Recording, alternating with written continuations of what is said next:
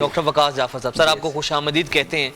Doctor صاحب یہ بات تو بتائیے گا پہلے کہ حقوق العباد کی اسلام میں کتنی زیادہ اہمیت ہے، اور یہ بھی کہا جاتا ہے کہ اللہ حقوق اللہ تو کیونکہ اللہ اور بندے کا معاملہ اس پہ تو معاف کر دے گا، حقوق العباد کے اوپر کتنی زیادہ زور دیا گیا ہے، کتنا ایمفیسائز کیا گیا ہے؟ بسم اللہ الرحمن الرحیم۔ آپ نے وجاہت بھائی بڑا اچھا کوشچن کیا کہ اور آپ نے یہ وجہ بھی بتائی کہ حقوق اللہ تو اللہ تعالیٰ معاف فرما دے گا، اور حقوق العباد اس وقت تک معاف نہیں ہوں گے جب تک بندہ معاف نہیں کرے گا۔ دیکھیے اللہ تعالیٰ نے انسان ایک واحد مخلوق بنائی ہے جو آپس میں رہتی ہے، یعنی آپس میں مل بیٹھ کے ان کے سارے معاملات، ان کا سارا کچھ جو ہے نا وہ آپس میں، یعنی انسان کا اگر لفظ کو آپ غور کریں تو یہ بھی ان سے نکلا ہے، یعنی محبت سے نکلا ہے، تو ان کا آپس میں بڑا کولیبوریشن ہونا چاہیے، اور ایک انسان دوسرے انسان کے ساتھ جب تک مدد نہ کرے تو ایک انسان جو ہے وہ کامیاب نہیں ہو سکتا۔ تو لہٰذا اللہ تعالیٰ نے ایک اس طرح نظام بنایا ہے، اس لیے اللہ تعالیٰ نے سب کے حقوق بتائے۔ تو آپ نے جو سوال کیا کہ انسانی حقوق کتنے اہم ہیں، اس کا اندازہ آپ اس بات سے لگا سکتے ہیں کہ سرکار دو عالم صلی اللہ علیہ وسلم نے ڈے فرسٹ سے لے کے جب سے آپ نے اعلان نبوت کیا اس وقت سے لے کے حجۃ الوداع تک آپ ہر جگہ پہ نوٹ کریں گے کہ سرکار دو عالم صلی اللہ علیہ وسلم حقوق اللہ کے ساتھ ساتھ حقوق العباد کی تلقین کرتے ہوئے نظر آتے ہیں، بلکہ اس کو پریکٹس کرتے ہوئے نظر آتے ہیں، اور آقا علیہ السلام ساری دنیا کو یہ بتاتے جا رہے ہیں کہ آپ نے زندگی کیسے گزارنی ہے۔ یعنی ایون آپ دیکھیں کہ آقا علیہ السلام نے جیسے اعلان نبوت فرمایا تو آپ جن کے سامنے اپنا اعلان فرما رہے تھے وہ سب غیر مسلم تھے، وہ مسلمان نہیں تھے، وہ موحد نہیں تھے، وہ اللہ کو نہیں مانتے تھے، تو ان کو اس طرح آقا علیہ السلام نے اپنے آپ کو پیش فرمایا، اور آپ نے یعنی سب سے بڑی دلیل اس بات کی ہے کہ آقا علیہ السلام کی امانت و صداقت، اس بات کی دلیل اظہاری معاملات ہی ہے نا کہ آپ لوگوں کے ساتھ سچ بولتے ہیں، آپ لوگوں کے امین ہیں۔ تو آقا علیہ السلام نے سب سے پہلے یہ بات کہی کہ آپ مجھے بتاؤ کہ اگر میں یہ کہوں کہ پہاڑی کے پیچھے سے اگر کوئی حملہ آور کوئی لشکر آپ کے اوپر حملہ کر سکتا ہے تو آپ اس بات کو ایکسیپٹ کر لیں گے؟ تو تمام نے کہا کہ ہم اس بات کو مان لیں گے۔ تو آقا علیہ السلام نے توحید کو بیان کرنے کے لیے، یعنی اللہ تعالیٰ کی جو کے بارے میں بتانے کے لیے بھی جو ہے سب سے پہلے اپنے کریکٹر کو پیش کیا۔ تو وہ جو کریکٹر ہے اصل میں وہی انسانی حقوق کو بیان کرتا ہے کہ انسان کا معاملہ ایسا ہونا چاہیے لوگوں کے ساتھ کہ لوگ خود کہیں کہ یہ بندہ امانت دار ہے، یہ بندہ دیانت دار ہے، یہ بندہ سچ بولتا ہے۔ تو سرکار دو عالم صلی اللہ علیہ وسلم کی ساری زندگی جو ہے وہ اسی کے ارد گرد گھومتی ہے۔ دوسری چیز یہ بھی ہے نا کہ لوگ کہتے ہیں کہ ٹھیک ہے حقوق اللہ کچھ اور ہیں، حقوق العباد کچھ اور ہیں، لیکن یہ بھی ممکن نہیں ہے کہ ایک شخص جو حقوق اللہ ہی صحیح سے ادا نہیں کر رہا تو وہ حقوق العباد میں اتنا فیئر کیسے ہو سکتا ہے؟ تو یہ دونوں انٹر کنیکٹڈ ہے۔ بالکل بالکل آپ نے صحیح فرمایا۔ اصل میں نا لوگوں کو کچھ معلوم نہیں ہے، کچھ بعض اوقات بندے کو کوئی مس انڈرسٹینڈنگ ہو جاتی ہے۔ اصل میں اگر آپ غور کریں تو حقوق اللہ ہی حقوق العباد ہی ہیں۔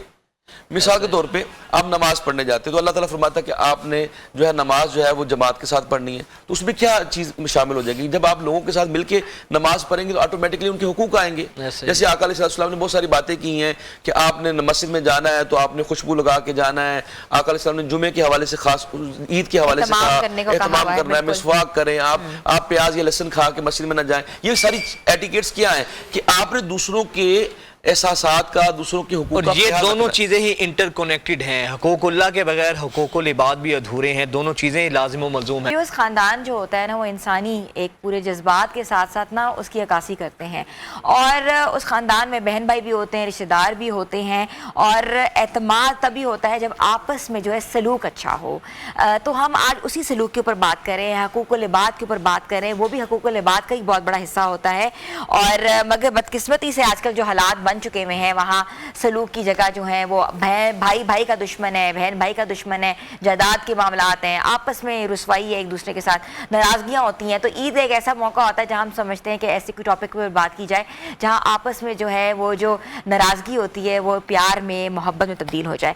تو ڈاکٹر وقاص جعفر صاحب ہمارے ساتھ ہیں۔ بہن بھائیوں کی ناراضگی پہ کیا حکم ہے، کیا ارشادات ہوتے ہیں اور کیا کرنا چاہیے، اسلام کیا کہتا ہے؟ میری بہن سب سے پہلے تو یہ ہمیں سمجھنا چاہیے کہ حقوق العباد کی ابتدا کہاں سے ہوتی ہے۔ یعنی ایک انسان پیدا ہوا تو سب سے زیادہ اس کا پہلا جو حق ہے اس کے ماں باپ کا ہے، اور پھر دیگر اس کے ساتھ رحم کے رشتوں کا حق ہے، جیسے آپ نے کہا بہن بھائیوں کا۔ جب بچہ پیدا ہوا، بڑا ہوا، اس نے ماں باپ کو، پیرنٹس کو دیکھا ہے، ساتھ میں اپنے بہن بھائیوں کو دیکھا ہے، تو سب سے زیادہ اللہ تعالیٰ انہی کے حقوق کے اوپر ایمفسائز کرتا ہے۔ آپ دیکھیں کہ سرکار دو عالم صلی اللہ علیہ وسلم کی رضائی بہن حضرت شیمہ بنت حارث، وہ حالانکہ مسلمان نہیں ہوئی تھی، اور بنو حوازن کے قبیلے کے بہت سارے لوگ جو ہیں وہ قیدی بن کے آقا علیہ السلام کے پاس آئے، اور آ کے انہوں نے عرض کیا کہ حضور اکرم صلی اللہ علیہ وسلم کو انہوں نے بتایا کہ اے محمد صلی اللہ علیہ وسلم میں آپ کی بہن ہوں. تو آپ نے فرمایا میں نے آپ کو پہچانا نہیں. انہوں نے کہا میں آپ کو لوری دیتی تھی، میں آپ کو اس طرح جو ہے میں نے سرایا کرتی تھی، آپ وہاں پہ ہوتے تھے. آقا علیہ السلام نے پہچان لیا، بچپن کا واقعہ بتایا گیا. تو آقا علیہ السلام نے اپنی چادر مبارک بچھا کر ان کو بٹھایا اور کہا بہن آپ جس کو چاہیں لے جائیں، یعنی آپ بغیر فدیہ دے جس کو چاہے اپنے ساتھ قیدیوں کو لے گئے. تو آپ اس وقت مسلمان بھی نہیں تھے، مسلمان بھی آپ بعد میں ہوئی ہیں. آپ نے وہ 60 کے قریب قیدی تھے یا اس سے زیادہ تھے، وہ جتنے قیدی تھے آقا علیہ السلام نے ان کو ویسے رہا کر دیا. تو یہ ہے بہن بھائیوں کی آپس میں محبت. پھر آپ حسنین کریمین کی آپس میں دیکھیں، حسنین کریمین یعنی امام حسن مجتبی سے بڑھ کے کون جو ہے وہ صلہ رحمی کرنے والا ہے. تو حضرت امام حسین فرماتے ہیں کہ میں نے کبھی بھی اپنے بھائی سے سبقت نہیں لے جائی. میں یہ دیکھتا تھا کہ اگر میرا بھائی جو ہے اگر وہ 100 درہم کر رہا ہے تو میں 99 کروں، یہ نہ ہو کہ میں بھائی سے بڑھ جاؤں. اسی طرح یہ دونوں حسنین کریمین جو ہیں، سیدہ زینب جب گھر میں تشریف لاتی ہیں تو آقا علیہ السلام کی اسی سنت کے مطابق جیسے آقا علیہ السلام سیدہ فاطمہ کے لیے کھڑے ہو جاتے تھے، اسی طرح حسنین کریمین حضرت زینب کے لیے کھڑے ہوتے تھے اور اپنی جگہ پہ بٹھاتے تھے. تو یہ وہ محبت ہے یا پیار ہے، جیسے آپ نے بھی عید کے موقع کے حوالے سے بات کی ہے، تو بہت خطرناک بات ہے. سرکار دو عالم صلی اللہ علیہ وسلم نے فرمایا صلہ رحمی یعنی رحم کے جو رشتے ہیں، حضور اکرم صلی اللہ علیہ وسلم فرمایا جو شخص اپنی عمر میں برکت چاہتا ہے کہ اس کی عمر میں اس کے مال میں برکت ہو، وہ اپنے رشتہ داروں کے ساتھ اپنے صلہ جو قریبی رشتہ دار ہیں ان کے ساتھ صلہ رحمی کریں تو اللہ تعالیٰ ان کے مال میں ان کی عمر میں برکت ڈال دیتا ہے. اچھا صلہ رحمی کے بارے میں بھی بتائیے گا. صلہ رحمی خالی یہ نہیں ہے کہ ایک فون یا فارورڈ میسج کر کے حال پوچھنا. صلہ رحمی کا مطلب ہے جو کمزور ہے فائنینشلی اس کی ہیلپ کریں. بالکل بالکل یہ گڈ مارننگ کا میسج کرتے ہیں اور صلہ رحمی آ گئی، آپ دیکھیں ان کی حالت زار کا آپ کو پتہ ہونا چاہیے. وہ چیزیں بڑی اہم ہیں. یعنی جہاں پہ صلہ رحمی کو قطع کرنے کا حضور نے فرمایا لا يدخل الجنت قاطع. آقا علیہ السلام کا فرمان ہے کہ قطع رحمی کرنے والا جنت میں داخل نہیں ہو سکتا. اور دوسری طرف حضور اکرم صلی اللہ علیہ وسلم فرمایا اللہ نے مجھے حکم دیا ہے، یعنی اللہ تعالیٰ حضور فرما رہے ہیں یعنی مجھ کے اوپر ایمفسائز کیا، اللہ تعالیٰ نے زور دیا ہے، اللہ تعالیٰ نے مجھے حکم دیا ہے کہ تم ان لوگوں سے جوڑو جو تم سے توڑتے ہیں. یعنی ہمارے ہاں کیا ہوتا ہے، ہمارے ہاں جو ترتیب ہے وہ یہ ہے کہ جیسے آپ نے کہا کہ اگر کوئی نہیں بلاتا تو ہم کہتے ہیں اگر وہ ہمیں ایک دفعہ نہیں بلاتا تو ہم اس کو 100 دفعہ نہیں بلاتے. ہمارا رویہ یہ ہوتا ہے. لیکن حضور اکرم صلی اللہ علیہ وسلم ہم تو معذرت کے ساتھ یہ کہہ رہے ہیں اس حد تک رکھتے ہیں کہ یہاں تک ہم اتنے وہ شدت پسند ہو گئے، کہتے ہیں یہ میرا مرے گا منہ نہ دیکھے، میرے جنازے پہ نہ آئے. بالکل ایسی حد تک ہم تلخی میں بڑھ گئے، وصیتیں کر کے جاتے ہیں.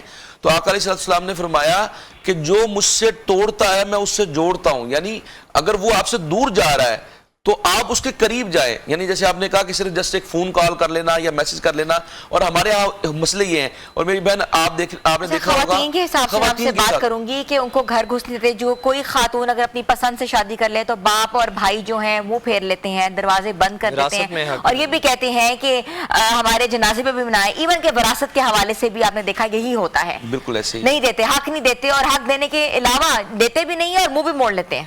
میں صرف اس میں ایک بات عرض کرنا چاہوں گا سب سے پہلے کہ یہ ذہن میں رکھیے 1,24,000 کم و بیش انبیاء آئے ہیں، سب کی نسل جو ہے ان کے بیٹوں سے چلی ہے. ہمارے نبی صلی اللہ علیہ وسلم کی نسل جو ہے ان کی بیٹی سے چلی ہے. یعنی اس سے زیادہ جو حق ہے عورتوں کا اسلام سے بڑھ کے کیا دے گا کہ اللہ تعالیٰ نے حضور اکرم صلی اللہ علیہ وسلم کی نسل مبارک کو اپنی بیٹی سے چلوایا. اور آقا علیہ السلام نے جیسے آپ نے بھی کہا کہ پسند کی شادی کر لینا یا کوئی وراثت میں حق نہ دینا، ہماری عدالتیں بھری پڑی ہیں. تھوڑا سا بندہ خیال کرے کہ جو آپ کا ہے نہیں آپ اس کے حق کے اوپر قبضہ کر کے بیٹھے ہیں. آقا علیہ السلام نے فرمایا کہ میں ان تمام بھائیوں سے کہنا چاہوں گا جو بہنوں کا حق مار کے بیٹھے ہیں، ان تمام لوگوں کے لیے آقا علیہ السلام فرمایا جس نے ایک بالش یعنی اتنی 4 انگلیاں 4 انچ بنتی ہیں، یعنی ایک اینٹ کی جگہ بھی کسی نے کسی کے اوپر قبضہ کیا تو حضور اکرم صلی اللہ علیہ وسلم فرمایا قیامت والے دن اس کے گلے میں 7 زمینوں کا طوق پہنایا جائے گا. اللہ اکبر. سر بڑی خوبصورت آپ نے بات کی، اس میں ہم سب کے لیے نصیحت بھی ہے. بہت شکریہ ڈاکٹر صاحب آپ کے وقت کا. اور ویورز اینڈ پہ میں بھی یہی آپ سے درخواست کروں گا کہ ہم لوگ دنیا بھر میں تو خیرات بانٹتے پھرتے ہیں لیکن چراغ تلے اندھیرا ہوتا ہے. سگا بھائی اس کی حالت کیا وہ ہمیں معلوم نہیں ہے. پوری دنیا میں دور دور جا کے ہم لوگوں کو پیسے اور زکوٰۃ دے رہے ہوتے ہیں، آس پاس کے لوگوں کو ہم پوچھتے نہیں.